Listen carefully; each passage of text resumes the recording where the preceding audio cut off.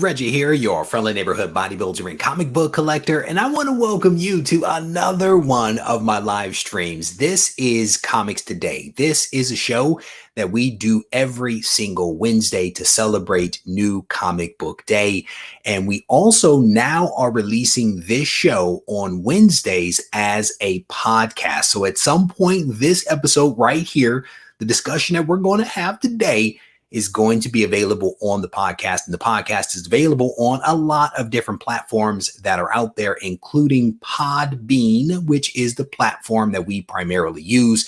But I definitely want to welcome everyone to the show.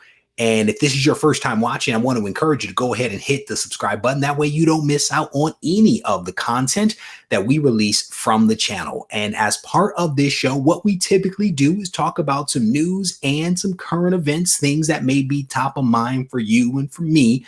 And I'd oftentimes have a guest or two on the show to help me to make sense of something that is out there in the news. And today we are going to have two guests on, and we are going to talk about comic marketplace manipulation. And I'm going to be honest with you, I don't know what my guests are going to say. I have some questions, but I really don't know what path this conversation is going to go down. But my hope is that what we will walk away from this conversation with is an improved understanding of what marketplace manipulation is, how it shows up, how we can maybe identify it, like some telltale signs, and more importantly, what we can do to protect ourselves from any type of manipulation. And I can tell you that this is a topic that has come up several times. People have been asking me to talk about this. I've talked about it in some ways, but tonight we're going to spend some time talking with two folks that I think will help me and possibly even you to make sense of all of this. With that said, we are going to transition into the first segment that we always do with this show. And what we like for folks to do that are here in the chat is to shout out books that they may have picked up at their local comic shops. If they read something, let us know what we should potentially put on the top of our stack. And we do this because we are trying to celebrate New Comic Book Day, which is today, which is the greatest day of the week. And we want to celebrate it by talking about the books that we picked up. So that's why we do it. All right. So in a second, I'm going to go to the chat. I have a couple of books here that I've picked up that I'll show you guys. I'm not going to show you everything because I have already recorded a video that I'll be releasing to you guys soon that will show you every book that I've picked up over the last couple of weeks. But I am going to go to the chat and see what folks are talking about. All right. So let me see. Let me go to the chat here. Waiting. My man, 2021 new age investments. Like, I picked up too many books to outline what those books are, brother. I saw the stack that you had on your desk earlier today on the Instagram, and you're right, sir. You're right. I don't even know if you know what is in that stack because the stack is so big. I don't even know if you know. But I believe you. I believe when you say you picked up a lot of stuff, I definitely believe that. So let me go back up. I was on a tear there, scrolling through some of the comments here. Let me see. Connor is in here. Connor says, picked up X-Men Curse of Man Thing. I think a couple of people picked that up. Extraordinary, Nocterra 3, along with some back issues. That's what's up. Eric picked up Nocterra 3, Batman 108. Scrolling through some of the comments. Vox picked up Bags and Boards. You know what? I respect it. And those are necessary supplies if you're going to be in this hobby. And I can tell you, my heart was hurting at various points during the current pandemic when I could not get bags and boards and desperately needed some. So I respect that. Scrolling through, David says, guess who got a Whalesville first customer gold button from Bad Idea? Says he is super hype right now. That's what's up, Dave. Shout out to my man, Scott P. Scott P. I don't know if Scott P goes to bed like on Tuesday, like super early so he can wake up at the crack of dawn. Maybe he sleeps outside of his local comic shop because Scott P is the only guy that I know that has scored 3 gold buttons for Bad Idea Comics. And I don't know how this guy does it, but he has been posting this stuff up. So Bad Idea, if you're watching this, Scott P, that man deserves like a bonus button or something like that because he is making some magic happen. Scrolling through, L. Smith says a slightly smaller stack of books this week, but not by much. Picked up ASM 65, ENIAC issue number 3, Hellions 11, Marauders 20, and a couple of Nocterra. Man, I'm going to tell you, Nocterra, Super dope. Nocterra. That's all I'm saying to you. Scrolling through the comments here. Neo is in the house. It is good to see you, Rob. Welcome, welcome. Let me see who else is in here. Scrolling through the comments. What is it? Jenny Zero. I think, isn't that a oh man, I'm gonna forget the term now. I totally lost the term. Somebody told me about this. I think it might have been pretty fly for a Filipino guy was sending me messages last night talking about Jenny Zero. Brandon also picked up Batman 108, Nocterra 3, Carnage, Black, White, and Red. Crazy cover, he says, and a few others. That's what's up. William picked up a couple of books right there. Anthony picked up a few. Scrolling through some of the comments. My man Thomas Mayo, it is good to see. He said light week, but that just means he can save up room for more big keys. I respect it. Oh, DB is about to get in on the auction action with Skeleton Key Comics. Man, they have some cool books, man. They Skeleton Key definitely has some really cool books that I want to support them, but I try not to watch that preview stuff that they do because the temptation is real, okay? And I'm trying to keep my powder dry for some stuff that I have on the horizon. So scrolling through some of the other comments here. Oh snap, forgot about the ENIAC 3, darn it. Man, I'm telling you, the ENIAC is dope. I did not know how to pronounce that, and I think that I'm pronouncing it right. I had to record something for Go Collect, and I went to the YouTubes and searched for like the computer system, and I think that is the correct pronunciation. If it is not, I'm gonna just stick with what I'm saying. Kaiju. Thank you, bro. Kaiju is what we're talking about. What's good, Reggie? Half price.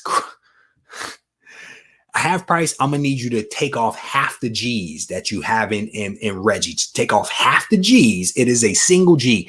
Welcome to the live stream, my friend. It is good to see you. Wade, how you doing? It's good to see you. Chuck picked up Adam Hughes, Maze Agent cover, along with America Chavez.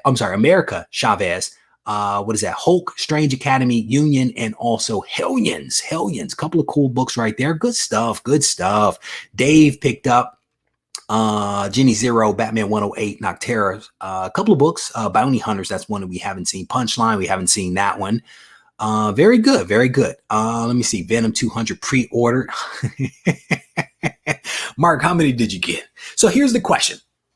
I have a video coming out about Venom very soon. All right. And in this video, my question was, is Venom 200 like a real thing? Have there really been, or will they really be 199 comics that preceded Venom 200, or are they just making that up? That's my question. And I know that Venom, I want to say over a 5-year period, was like in 22 or 23 mini-series titles over that period. And I don't know if that adds up to 199. I really don't. I need somebody to sort that out. I need somebody to explain it to me.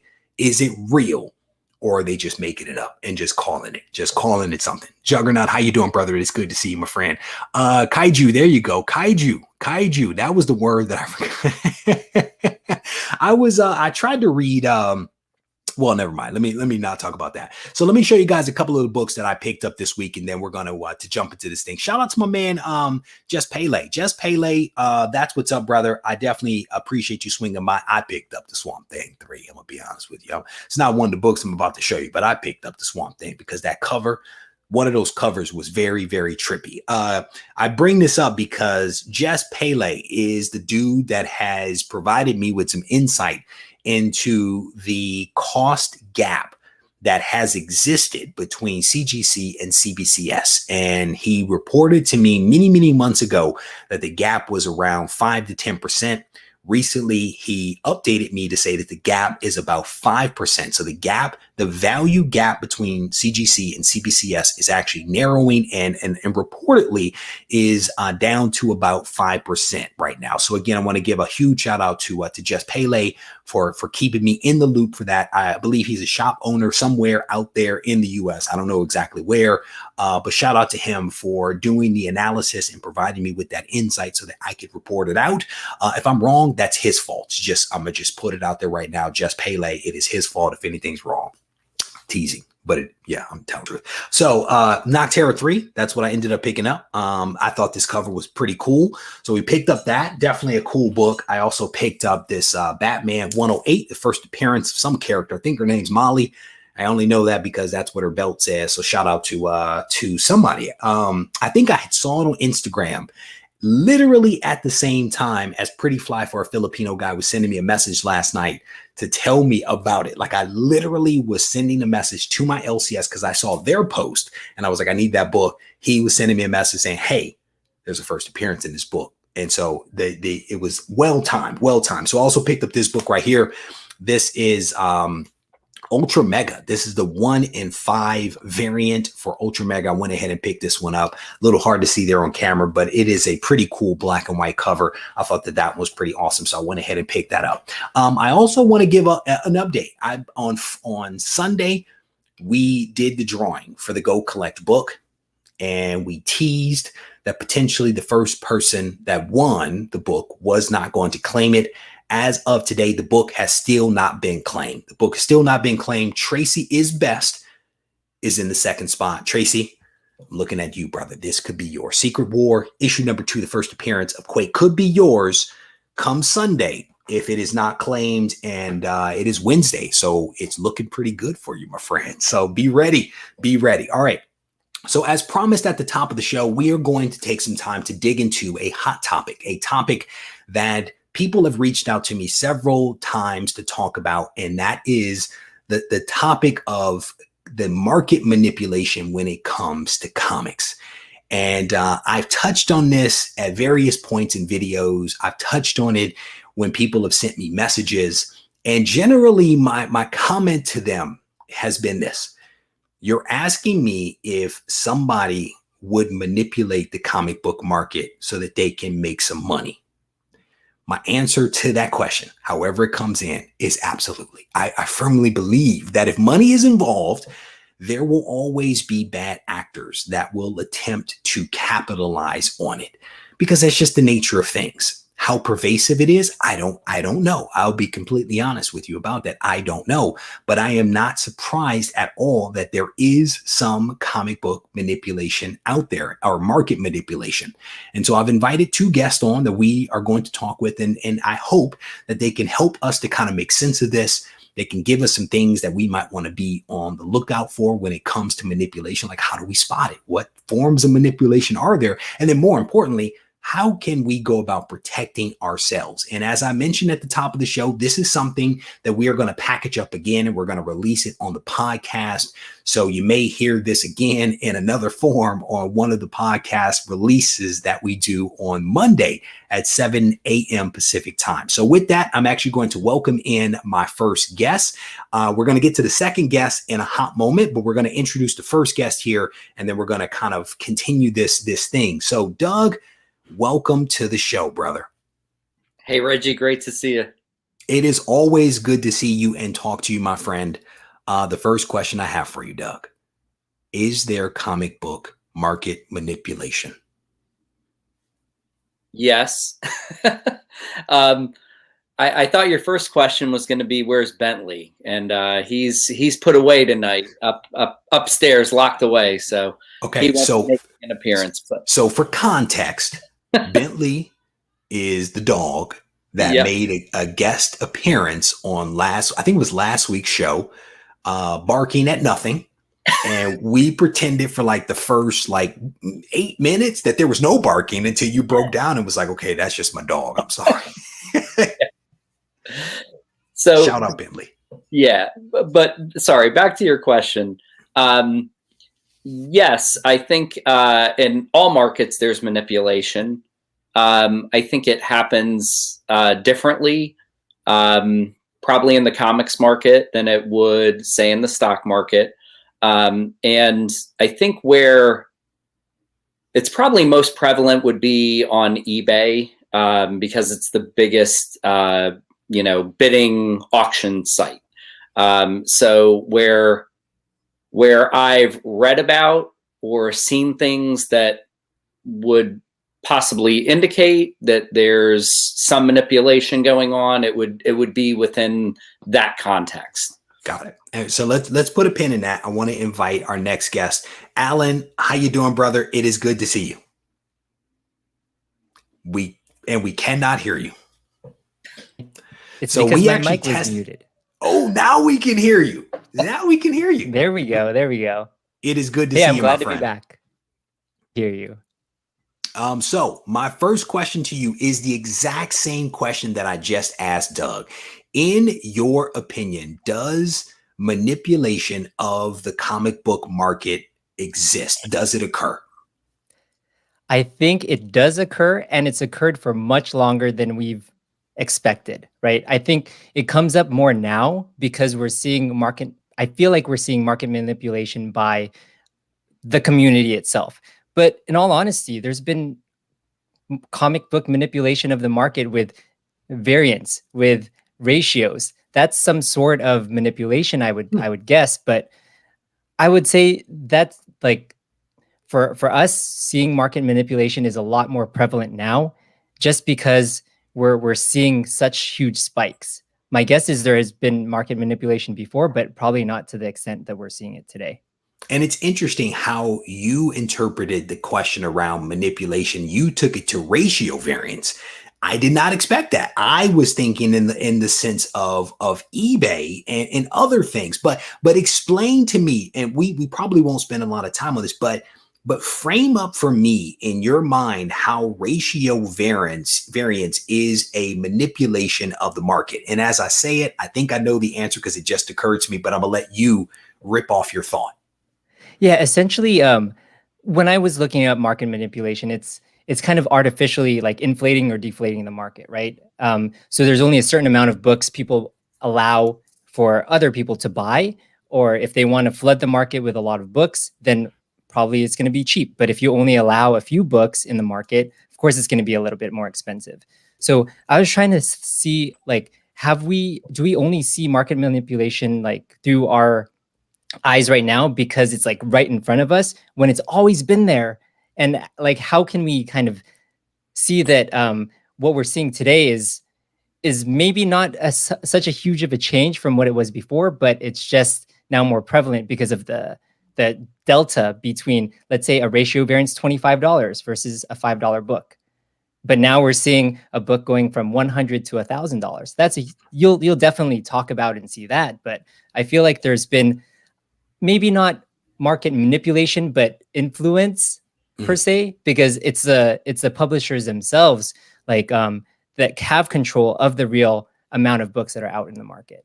And that last little bit was the part that I wanted to make sure that we got across, is that you're essentially saying that, you know, they are releasing these ratio variants so as to allow more inventory to come into the market, setting different prices essentially for those books, which kind of influences how much money we pay for a cover A versus a cover B, for example, if that were a variant. So what I'm hearing to some extent is that publishers might actually be manipulating the market, or at least influencing the market. Maybe that's a better way to phrase it. Is that a fair statement to make? That is a very fair statement to make. I don't think they're manipulating their own market because they want to make sure that we come back to buy more books.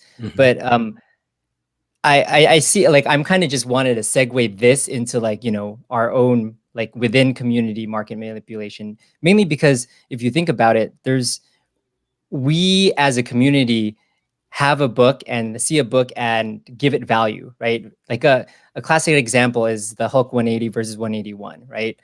People see a certain book and then they add value to it. Other people see the 180 and they'll give a certain value to it. But based off of what people want more of, obviously that'll be more manipulated towards that, or trend towards that.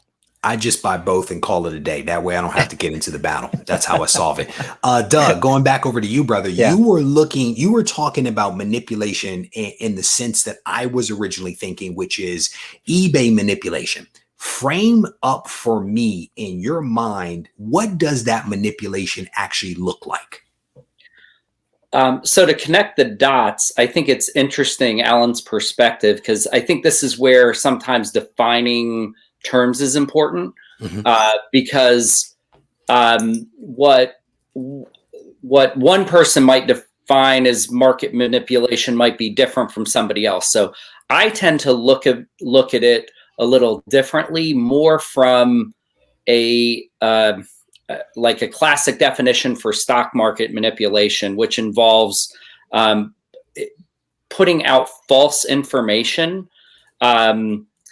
or using some sort of buying or selling tricks that will inflate or deflate the value of something. So I think to Alan's point, absolutely, there are many, many ways to influence price. But in a more classical stock market terminology, the false information is an important distinction. So, for example, using again the stock market as a filter first before we move into eBay, if Bill Gates decided that he thought Disney stock was a great investment and decided to buy up billions of dollars of that stock, that would absolutely impact the value of Disney stock. Agreed. But that would not be considered manipulation. That would be just a factor in the marketplace. On the flip side, if Bill Gates, and I'm not saying Bill Gates does this, sorry, don't sue me, Bill. Bill's about to go through a divorce. He doesn't have billions, and he is not worried about you. He's worried about that Melinda because she's about to get some cash. Doug, please continue. Good. So he won't see this. So let's say Bill Gates owned 20% of Disney stock already, and he saw some things that made him think in the coming years that stock was going to drop. Mm-hmm. So he decided to sell. If he used people around him and advisors to leak stories that he was going to try and get a majority stake, so that information, which is false, would drive up the price, and then he could dump it. Yep. That would be manipulation. Yep. Because it's using false information versus just a regular market factor. So I just wanted to contextualize. That's kind of the perspective I'm using when I use that term. In eBay, before you go on, hold on to that thought. Sure. Alan, can you get on board? And I think you probably can. Can you get on board with like how we just framed up manipulation? Yes, I think what you were saying is correct. But for the purpose of this discussion, what I'm hearing is maybe we frame it up this way. Are you good with that? I'm completely good with that. I just use that as a segue to, because I know there's lots of different definitions of manipulation. Brother, it's literally one of the questions that I have is like, what form does manipulation actually take? Because I think it takes many different forms. So I'm glad you actually brought it up, but I just want to make sure we are, at least for the purpose of what we're about to talk about, on the same page. Good? Yeah. Yeah. I have a little backing board with a lot of points. Well, and I use a computer. I'm like all over the place. Doug, you were about to talk about eBay. Please continue, sir. Yeah. So in eBay, there is the possibility of using shill bidders to drive up the price of a book. And that can really take a couple of different formats. One is just creating multiple accounts so that you're, let's say I own 100 copies of a book and I want to drive up the value in the market. Because the book is generally selling for, say, $50, and I want to get that up because I want to sell them all. If you use shill bidding accounts for a few to drive up the price, so now the most recent eBay sales of that book are $100 or $150, that can influence other bidders because they're starting to check sold prices. That price sales data might end up in other price guides or aggregators. So that's one way to do it. Another way, which is, I think, a real problem, and I'm not, well, I think there are protective factors that you can like look out for, which we can talk about later. But another thing is that eBay offers the ability for buyers to retract a bid. Mm-hmm. And there's a good reason that they do that, because if someone accidentally wants to bid up to $100 and hits an extra zero, and now they're bidding up to $1,000, if you can't retract that bid, that's going to create a major problem for a mistake. But what retracting a bid, and they're pretty generous with their allowance of it, allows someone to do with a Shill account or in concert with a friend, is say, okay, look, Alan bid on a comic that I posted. He's the highest bidder at $50. I don't know if that bid will go up to 75, 100, 200, or what. So I asked Regie to put in a bid of up to $300, which now will drive up to whatever Alan's high bar is, plus $1 or $2. So now all of a sudden it goes up from Alan's $50 bid to now Regie's bid is $110. So I now know Alan's high bid is 108. Regie retracts his bid. I have somebody else or ask Regie to rebid later at $102 or $105, which will make Alan the highest bidder again, but I've now driven up the price by creating a false bidder. So that is an actual thing. It's a way that people will use that retract bid function to they're not forcing Alan to bid more than he would, but it's creating pressure. Yeah, it's using false bids to gain information that I shouldn't have, because as seller, I shouldn't know what Alan's willing to go up to unless there's legitimately two people bidding against each other. By using a Shill bidder and a retract bid feature, I can find that out and force his bid up to the highest level. So those are two different ways that someone might do that. And just for the record, that would be mail fraud in the United States, because once you're committing fraud and using the United States Postal Service, which is most often the shipper in these instances, so you can get yourself into some real trouble by doing this. Whether you do or you don't get caught is a whole nother story. But for those who might not know about the retract bid and think, oh, that's a great way to make more money, not worth going to jail over. So Alan, I don't know about you, brother, but I'll be completely honest. I don't have that kind of time on my hands to do what was just described there. I don't have that much time, right? Exactly. What are your thoughts on the two examples that Doug just kind of ripped through? Have you seen or heard about this type of manipulation? And are there others that maybe you've heard about similar to what Doug just described? Yeah, completely. I totally agree with both of Doug's points. I could see, at least in stock market, in terms of like people buying a bunch of stock and other people kind of just latching on and trying to buy as well, and that drives the price up. But in terms of the manipulation within eBay, I could see how that could happen. I could definitely see how that could happen with such a huge marketplace. What I've noticed is when I've gone on, because I've kind of avoided buy it nows mainly, because those are truly overpriced based off of the prices I see on Go Collect and whatnot. But if you're going into an auction, you kind of see a lot of more bidders now, in terms of, because you could see a number in eBay of how many people are bidding. So what I've seen is that, and like I'll point back to Doug's blog post about trying to buy raw or slabbed, and I kind of went down this path to try to look for a raw book, which I assumed was a higher grade, but it was kind of lower priced. But I saw that the price of it was actually going way beyond what I saw that I assumed the grade was. And then right then and there, I realized, hey, there's something off with this. I think this is like a 5.0 book, but someone's willing to pay something like a 7.0 or 8.0 for this book. There's something fishy here. So then I kind of laid off of that.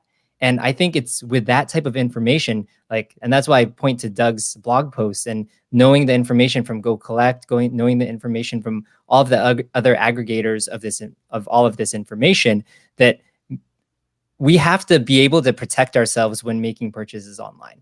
So in your mind, Alan, was it more of a feeling that you were getting based upon what you saw happening and the knowledge and data that you had at your disposal, or were you able to like go in and actually see some data and see that something was off? Was it feeling or data?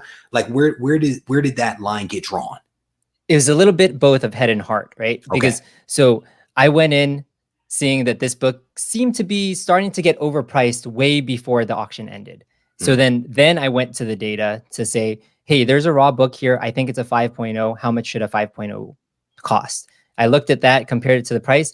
Why is someone paying an 8.0 price for this book when it should be a 5.0? Either they're grossly overly grading it and thinking that it's like an 8.0, or someone's messing with the scale here. So it's a little bit of both. So Doug, I want to go to you. I saw a lot of thumbs up and right on the nose gestures.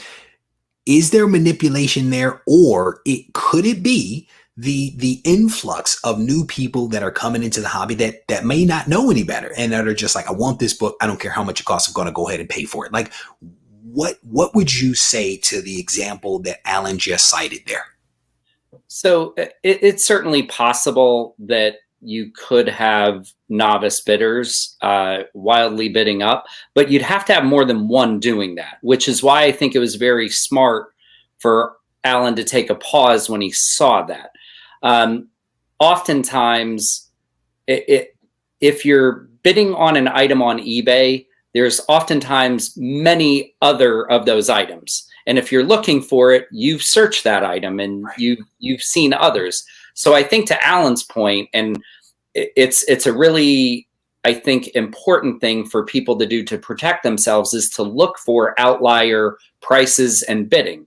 So if you see, a CGC graded 7.5 copy of whatever book you're buying, and the highest bid is $150, and then you see a CGC graded 6.5 that's $200 more with multiple bids, that should give you pause. That there should be a warning. It's maybe someone's just not paying close enough attention, but that's odd, that. And if nothing else, you're aware that something, at best, it's people making foolish bids. Right. And at worst, it's something more nefarious than that. And you should stay away either way. To that point, and I'm going to ask you both this question, how widespread do you think that this type of manipulation is? And we just kind of cited 3 different types of manipulation, technically 4 if we include Alan's first one. How widespread do you think that this manipulation is? Is it sporadic? Is it rampant? Like, what are your thoughts on that? And we'll go to Alan first, then Doug, because I left it open-ended. My bad. Sure. No worries. No worries. I actually think it's cascading and pervasive. Okay. The reason that I say that is, for example, what a lot of people use to aggregate these prices, and what a lot of aggregators use, are things like eBay, right? So if you're seeing the market driven up on eBay, if I'm someone on Instagram and I want to sell to another person, I'll go to Go Collect. I'll go to last sold items on eBay, and that's the price that I'm going to price it at. So for me, I think that it cascades because there's a lot of people starting off on eBay because that's what people know. And then if people want to look for other options, like you mentioned, like there's Shortbox, there's Instagram, there's forums on CGC, your Discord channel. I'm just dropping all the things that you mentioned. Yeah, Facebook Marketplace. They're everywhere, right? So where do these people know what they should price their books at? And that's the same aggregators everyone else is looking at, right? So I think it's cascading from the biggest marketplace down to the smaller marketplaces. That's what I think. Yeah. Doug, your thought? How widespread and rampant this is? Is it cascading and pervasive? Are the words that Alan used there? So I definitely don't have data on it. It seems like in eBay forums, it's not uncommon. I do buy comics on eBay regularly, and I'll say I see odd things happen. You know, I wouldn't say on a daily basis, but it's not rare either. So, you know, if I had to guess, I wouldn't say that it's, you know, more than a small percent of sales, but there are many, many sales obviously on eBay. So it's enough that people should be aware. I don't think it's like a boogeyman that doesn't exist. I think it's actually out there. It does happen. And it's important for people entering the marketplace or people who just like to buy comics, especially on eBay. It's something they should be aware of. So for folks that are coming in a little bit late, we are having a fantastic conversation with Doug and Alan talking about comic book market manipulation. And we have kind of defined what that is. We've talked about some specific examples of what manipulation might actually look like. And I think we're having an overall good conversation. Doug, earlier in this conversation, you made mention of people putting out false information so as to misrepresent things to manipulate the market. That is definitely one form of manipulation. But to Alan's point, there are other influences that are out there as well that can also manipulate the market. There is a lot of speculation. There is a lot of, you know, this movie has been optioned. This has been optioned for a TV show. We have people like me that talk about some of this stuff that I don't necessarily have nefarious purposes. But when I talk about something, it actually kind of scares me. People actually listen to what I say. Is that also a form of manipulation that people should be aware of? Doug. Okay. So, my bad. So I think that's a great point. And I'll go back to the Bill Gates buying stock example. If we think a book is a good, worthwhile investment, you know, not only will we buy it ourselves because we're collectors and investors in comics, but we'll talk to people. We'll let our friends know. You obviously have a larger platform, like, you know, a Bill Gates, say, in the stock market. So what you say will reach more people than what you know, if I post something on my Instagram feed. Mm-hmm. So it absolutely impacts the price, and people should be aware that it does. But I think it really is an important distinction, because I've heard some online, you know, YouTube channels where they talk about investments, where they call hype-driven markets like the comics market right now market manipulation. And to me, there's a big distinction. Hype is real. Hype impacts. It impacts all markets. That's different than giving out false information. You know, you talking about thinking Noctera is great and that you bought a lot of copies and you think it might have a show made someday because it's that type of story, that might influence people to buy that comic. But that's different than you saying, oh, I heard that's been optioned, when you know it hasn't, to drive the price up so you can. That's called pump and dump, you know, where you're giving false information to artificially inflate something so you can just get rid of it. Alan, your thoughts on pump and dump, because that's actually a legitimate point. And that is something that I've, and not to definitely put you on the spot, but that is actually something that I've heard, that there are people that will hype something up in order to actually then turn around and sell that thing. What are your thoughts on that? I totally agree. And I want to riff off of Doug's point, because from reading what I've read and seeing the market as it is, like, I'll say that not all influencers are manipulators, but all manipulators are some sort of influencer, right? So then that's why, like, when I looked at this old, like, Go Collect blog post, and it was about Hulk 180, 181, and then some blog posters or someone writing and hyping up Hulk 180 because they had a whole bunch of 180s just to see if they could sell more.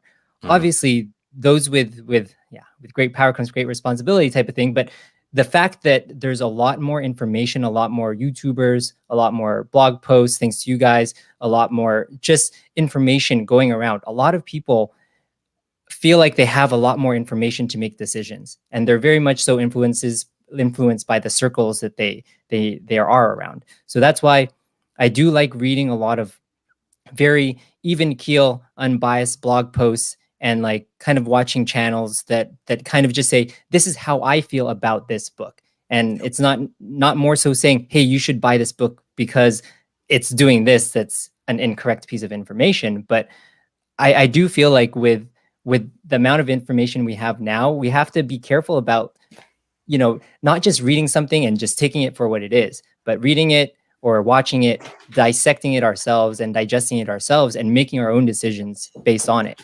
I think that is one of the things that I've had to learn over this past 2 years I've been recollecting, because I've caught some bricks myself. And to riff off of another Doug's point, right? Recently, I have noticed there are certain books like in the market that there were a ton of before, a ton of in 2020.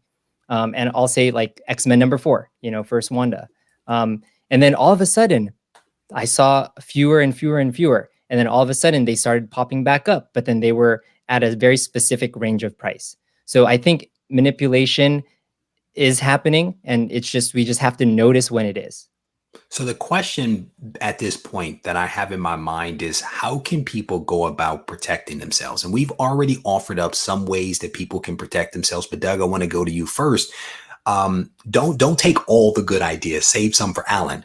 But what are some of the practical tips that you can offer people in order to ensure that they are taking steps to protect their hard-earned money and that they're not getting taken advantage of and they're not catching bricks? And we all catch bricks. Let's be completely honest about that. But let's turn it to the protection side of things. What are your thoughts? So I'm going to stick in the eBay realm, and you know, so I'm not stepping on other views and perspectives too. And eBay, obviously, look at multiple prices, not just the last sold, because you want to find the outlier prices. And there's always outlier prices, high and low. And that doesn't mean that they were manipulated, but you don't want to be paying the high outlier price. It's fine if you pay the low one because someone ended a bid at 3 a.m. and, you know, didn't understand that would influence their bidding. But that's the first one. You know, avoid being the high outlier. Stick in the average sales range, and you'll probably be okay. Which is easier said than done in the current market because prices are kind of all over the place. But I think a really simple thing on eBay to do is don't put your max bid in when you first bid. Bid incrementally. That will avoid the possibility of someone doing a retract bid. Snipe if you can. You know, if you wait and put in your bid in the last 30 seconds of an auction, no one's going to be able to put in a bid, retract it, and put in a lower bid with time. So if you do it incrementally or you wait until the end, you avoid all of that stuff. And the last thing I'll say is watch for like odd things. Like if you see the same seller selling the same book, and the exact same bidders bidding on that book, maybe stay away from that auction. If you get a weird notification like that you're the winning bidder and then somebody outbid you, but then you're the winning bidder again, you know, okay, why were you outbid, but now you're the winning bidder again? That's, you know, that's probably a sign that somebody retracted a bid. And maybe pay attention to that. Maybe retract your own bid and lower it, you know, so you don't get stuck. So to that point, one of the questions that I have for you is, should people also be, because we're staying for the moment, at least for your comments, in the eBay realm, should people be paying attention to who the sellers are? And I say that because I tend to, for bigger books, do business with the exact same people over and over. Most of the time, those are dealers or physical comic shops. more than likely they're not going to be manipulating things. I mean, I could be wrong, but I feel more comfortable with that than some random Yahoo that has 100 sales, right? So what role does seller reputation and seller identification play into what you would recommend people look for? So absolutely, I think, data is a great thing. If you have a seller with really high rankings and thousands of sales, you're probably swimming in safer waters. I don't want to discourage people from buying from newer sellers. I'm a newer seller on eBay, so at the end of the day, to Alan's point, if a comic seems to have bids within a realistic price range for that grade based on other sales, you're probably pretty safe there. I think where this is trickier and where people should really exercise caution is, your big money buys, Regie. If you're starting to put out tens of thousands of dollars for big books on eBay, then I say you have to really be cautious about who you're buying from. I would absolutely contact the seller. I would look at feedback. I do a lot more due diligence on that than if I'm buying a $10 raw book. If it's $10, brother, honestly, $100, I just pull the trigger. I can't tell you last time I looked at some seller feedback. I'll be honest with you. But if it's a big book, more than likely I'm not buying it on eBay because of the fees associated with it. I tend to buy like from auctions, from Instagrammers, right? Or from brick and mortar stores or dealers. That gives me a little bit more comfort. Alan, I saw a lot of head nods from you. We just talked with Doug about practical things that people can do to kind of protect themselves. What say you on that topic of protection? Thanks, Doug, for all those points. I basically had to write a couple of things on my sheet that made me think about things that I should do. One thing that I've done before that I didn't really think that would work is starting on eBay is when people allow you to make an offer. Because I think people realize that, hey, this is the price I put it at. I have a make an offer open. Let's see what people give me. If I take a look at, other resources like Go Collect and GPA analysis, I could say like, hey, based off of these sales that I've seen, will you accept this price? Yeah, you got to do that. And always, always, always read the description. There are some books that, will say that there's some sort of restoration, some sort of this and that. So it may appear better than what you think it is. But then you might get a different color label than the blue universal label if you try to submit that. And to Doug's point, definitely, I trust those sellers that have 100%. But if those sellers have like less than 100%, I'll look specifically at their reviews. Like what actually happened with this book? Do they have 10,000 sales and only one? That's fine with me. There's like one off. You can't do 10,000 out of 10,000. But in terms of, I will kind of go into like the Instagram realm because I've done this before as well. I've gone there and I've said, hey, you have this book. You also have this other book that you're trying to sell. Can we get both to be closer to the real FMV? And then like we can make a deal that way. To be honest, I feel like it's forming the connections with the people that are selling to you that is going to be important to make sure that you get a solid deal. And then they know that they're giving someone who appreciates that business with them is getting the solid deal. And I think for me to turn off, I basically had to turn off all of my eBay searches because I would get alerted when something new comes out and I'd be like, all right, let me check this out. And so it's that turning off of that like kind of normal cadence of reminding me like, hey, I want this book. Let's take a break, pump the brakes and read the books that I currently have and kind of just wait and see. Because right now I've had to change my 2021 goals to like, I need to get these 4 or 5 books to wait and see. And I'm completely fine with that.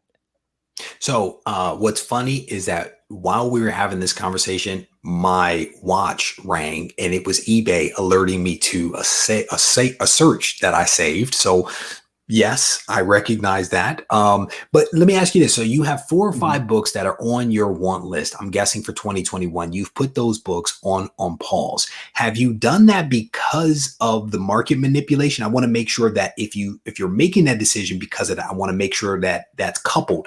If it's not, I want to decouple it so that people fully appreciate why you've paused those 4 or 5 books. Yeah. So there are different ranges of books. There's my high tier books, and then the books where I'm like, I would just want a couple of these runs. So for me, I feel like I want to wait on those books because I feel like I've been priced out, or I feel like I would not be doing myself justice for my collection if I spent this much money on this individual book when I could go for my longer term books, because I wrote myself a 2021 goal and my long term goal. And then now I could reach for those longer term goals because, these books will still be here in the future, but at least I could work on these right now.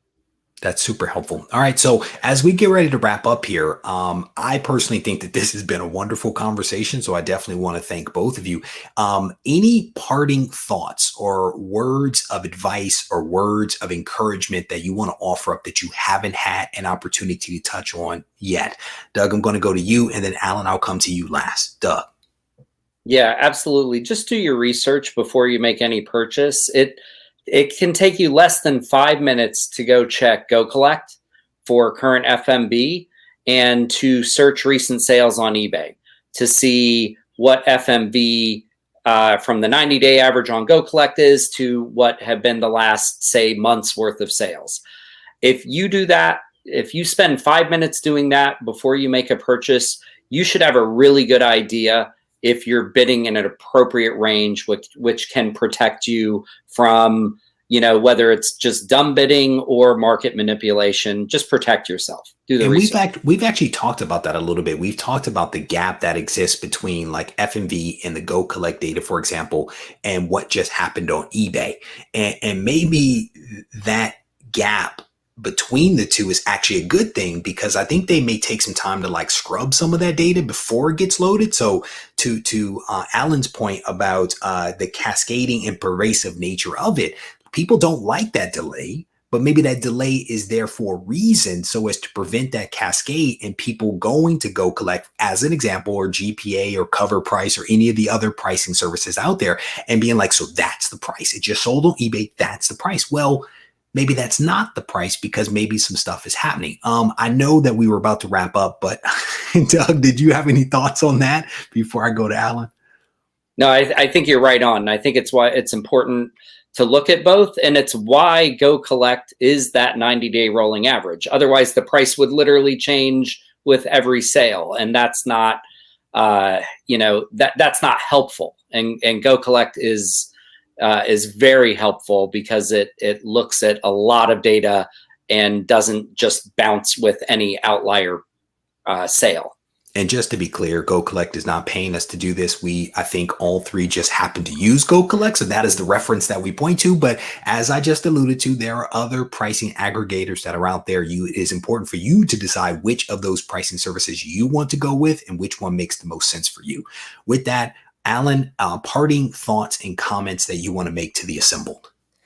I want to bounce directly off of Doug's comments, because doing your research and making rational decisions, right? So understanding head and heart, and basically sometimes the best move is made standing still. I've kind of used that quote a lot recently because I've had to tell myself, hey, let's pump the brakes.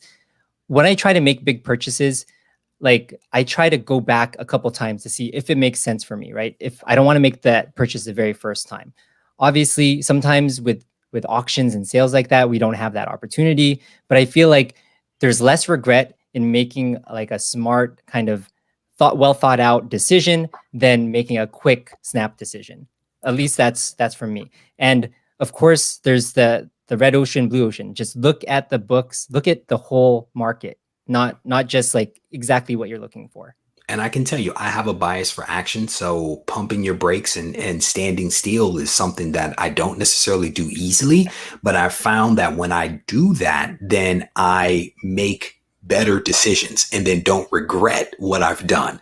Like I've ordered many a thing that is showing up here at the house, and I'll be like, that is not what I thought it was, because I'm driving down the street buying stuff. I'm literally driving and eBaying or short boxing or whatever. And it's like, that is not the best way to make a decision. So I think slow and steady sometimes is the best way. And I'll be honest with you, I don't even do auctions. I don't do auctions because I don't trust myself.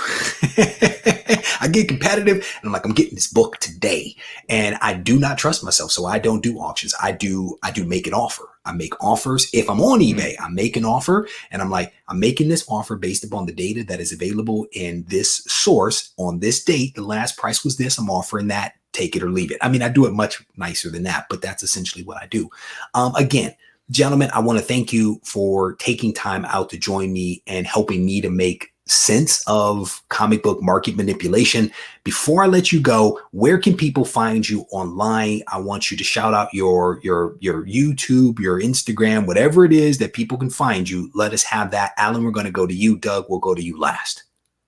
Well, you guys can find me on Instagram, Climbing Comics, like someone climbing Comics 452. And then secondly, YouTube, you can find me as Climbing Comics. Brother, you are funny with the motions. Thanks. Well done. Well done. Thank you. Doug, where can people find you? I'm on Instagram at doug.bratton, BRATTON.9, the number 9. And if they go to regiecollects.com every week, sometimes twice in 1 week, if it's Star Wars Day, you can check out my blog posts that Regie allows me a platform to share some of my thoughts on his website. Brother, I referenced you a couple of times recently in videos that are yet to come out because I read your blog posts and then I sometimes take action based upon those insightful blog posts that you put out. Again, I thank both of you guys for coming on. It is always a pleasure to speak with you two, both on camera and off camera. So thank you as always. All right. I'll talk to both of you very soon. Take care. Thank you. Those guys are awesome. They are awesome. And I am sweaty because these lights are hot in here. The very last thing that I'm going to do, and you definitely have my apologies for doing this so late in the show. I probably should have done it earlier, but to celebrate, what was it, Star Wars Day yesterday or something like that, I want to give you a chance to add a really cool comic to your collection. This is the Go Collect giveaway video that many of you have been waiting for all week patiently. We are going to give away a Star Wars book. This is Star Wars issue number 43. This is a really cool book, a really cool Star Wars book. It is an 8.5 with off-white pages. Really cool book that one of you will actually walk away with this coming Sunday as part of the Ready, Set, Go preview show, which airs at Sunday night at 7:30 p.m. Pacific time. So if you are interested in winning this book, all you have to do is to go over to the community tab, find the post where I'm talking about a book. I haven't put the title in, but it'll be early in the feed there. You click on the link that's there, you go to MailChimp, you plug in 3 pieces of information. 2 of them are relevant to you, and one of them is the phrase that I'll give you in a hot second. And then, like I said, you tune in to the Ready, Set, Go preview show. You have to be a subscriber of the channel. So if you haven't hit the subscribe button, please do that now. You have to be a resident of the United States or of Canada or have a mailing address in the US. Those are essentially the only requirements that you have. If for some reason you cannot find the community tab, if you search here on YouTube for Regie Collects Go Collect giveaway, you will find a video that will walk you through the entire process. If you guys enjoyed this live stream, I definitely want to encourage you guys to go ahead and hit the thumbs up button because it's also good for the algorithm. With that said, the phrase is the force. The force is the phrase to actually win this book. So head over to the community tab, find that post, and go ahead and put yourself in the running for a really cool book from my friends over at Go Collect. All right, with that said, I'm going to wrap this video up. I want to thank all of you for listening to Doug, Alan, and I talk about comic book market manipulation. I want to also thank all of the folks that are in the live stream right now. It looks like you guys were having a wonderful conversation, which I absolutely appreciate. Shout out to all the blue wrenches. Shout out to all the regulars that are here every single week, allowing us to have such a robust conversation. As always, if you guys need me, don't hesitate to reach out to me on Instagram at Regie Collects. Take care.